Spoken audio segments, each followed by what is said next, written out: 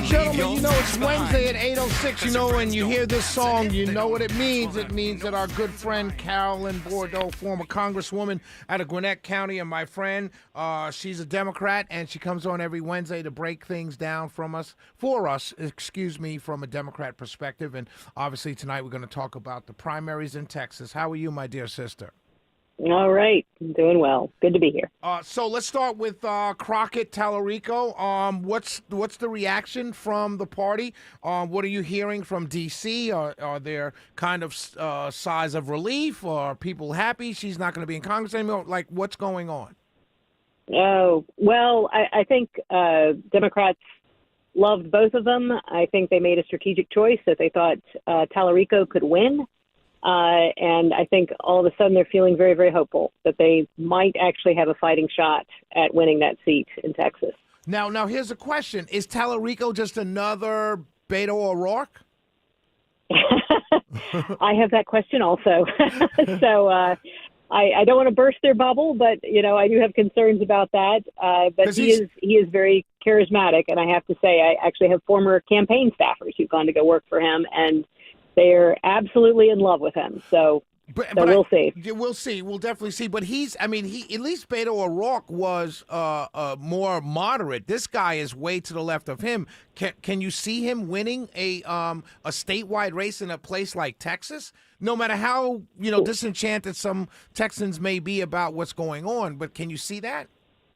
I don't know. I mean, we've got a world where up is down and down is up. You have, Bernie Sanders voters voting for Donald Trump and vice versa. Right. I think people are looking for somebody who's authentic and who speaks from the heart. And he does that. He has there's a very strong strain of progressive Christianity that he comes from, can you explain speaks that? With great sincerity from that. Yeah, can you explain what that means? Because I've been seeing, I've never heard the term. I read a story earlier today where they were talking about. Actually, I read posts on social media of more traditional Christians, or what we say Christian right, for lack of a better word. You know what I mean? Who were like, right. This is like this doesn't make sense. What does this even mean? Can you explain what that means? Right. Well, perhaps our most religious and devout president was Jimmy Carter.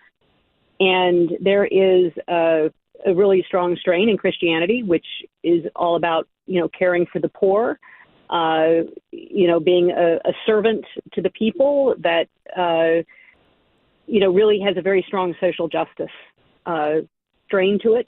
Of course, Martin Luther King came from that. And so that, I think one of the things people like about Tallarico, at least the Democratic side, is he reclaims some of that space for Democrats. I did not know that. That's interesting, because I'm seeing my friends on the right, picking out, the social justice, the acceptance of LGBT, and using the term social justice against him. But you're saying this is a rapidly growing kind of not group, but a base of voters in the Democrat Party. It's always been there. But I think he is an evangelical for that movement. And it's, there's if you want to go to the far left, there's liberation theology. Right, mostly in the black community. But, right. Yeah, and certainly in the black community, a very, very profound, sense of faith in Christianity. And that is also, there is a more white strain, shall we say, more progressive strain of that as well. And I certainly encountered there are many churches around us that really are vested in that. They have food pantries, that is sort of their mission. Right. Is that kind of social justice, helping the poor, and that can translate over into politics. And it's very important. It's very interesting, because so I'm going to have to do some deep diving on that. And I did have on the pastor from Chicago that was shot by ICE. So that's that form that you're talking about. So many of us, when you're on the right, in politics like I am, you kind of start you see it, but you don't think about it, and you don't think it's that large a group because you're drilled into your head that these people they don't believe in God, they're atheists, they're crazy. You know what I mean? But you're saying there's a growing number here on the progressive side. That's fascinating. I want to hear more about it. Thank you for that. I want to move on to that's fascinating to me. You think my next question? Oh, before I go to my next question, I've got to ask this question. We're on the phone, obviously, with Carolyn Bordeaux. You said early on there wasn't a sigh of relief, right? But the Democrats made a choice. When you say that, do you meant the voters, or do you mean like the big dollar donors who backed Tallarico? Well, clearly the voters backed him. Right. But Tallarico, yes, I think also there was a certain establishment push for him as well.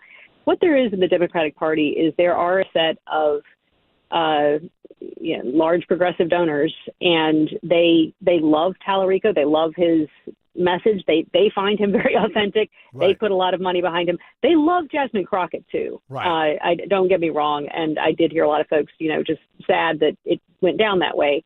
But they made a calculation, both I think the money and the voters, obviously. Right. So my next question is, do you think the money, not the voters, do you think the money does the same thing here if Keisha Lance Bottoms continues to lead in the polling and the money goes behind a Jeff Duncan with the kind of same thinking that they used in that calculation here in Georgia? Do you think that can happen to Keisha Lance Bottoms? I just don't think it's in the same kind of way. The primary is much bigger. It has a number of viable candidates, Michael Thurmond, Jason Estevez, as well as Jeff Duncan. And Jeff Duncan he doesn't capture that progressive mind in the same kind of way. That's fair. That's a good answer. You know what? As you were answering, I said to myself, that was a wasted question, because I would have said the same thing if a caller asked me the same thing. That's totally. It's only two people, so you have to pick one. In our case, it's a bigger primary. Al Green, not before we get to Al Green, he's in a runoff. This recount in North Carolina, Fauci, can you pronounce her name correct? I think I'm mispronouncing. Foushee, Valerie Foushee. Foushee. She's in a runoff with a younger woman, a Muslim woman. What do you tell us about that race? Your thoughts on that race? That's a recount. I'm looking at it. I just see in the Raleigh News and Observer that Nita Allen just conceded. Oh, she did. Okay, the primary. That's new. Okay. So you confirm that, right? This is, but that's what looks like it happened. But it is striking that it was very close, and I think what we saw, and you saw this on the Republican side too, with Dan Crenshaw, who was up against Sean Ryan. Sam Toth. Was it Sam? Okay. Sam Toth? Sorry. Sam Toth, I think. Yep. Okay. At any rate, so but he lost, right? And so he lost. You saw a real anti-incumbent movement out there, I think, and you see it in Georgia right now. David Scott in Georgia's 13th congressional district is facing a very fierce primary challenge. I just think folks are ready for generational change. And that's a good thing, I think. I really do. I think that's good for everybody. I think it's good for the Democrats. I think it's good for Republicans. I think it's I'm going to talk about a story coming up towards the end of the show about how a Gallup poll shows government is the problem. This is why you're seeing this anti-incumbent, and it happens every now and then. But I just hope it's more widespread on both sides of the aisle. Particularly with people that have been there for so long. I mean, there's no reason Maxine Waters should still be there, and some of the others that are still there, there's no reason that they should still be there.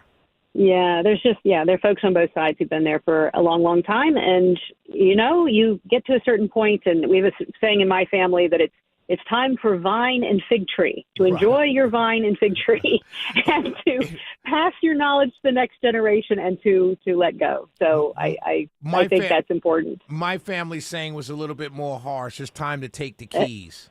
We were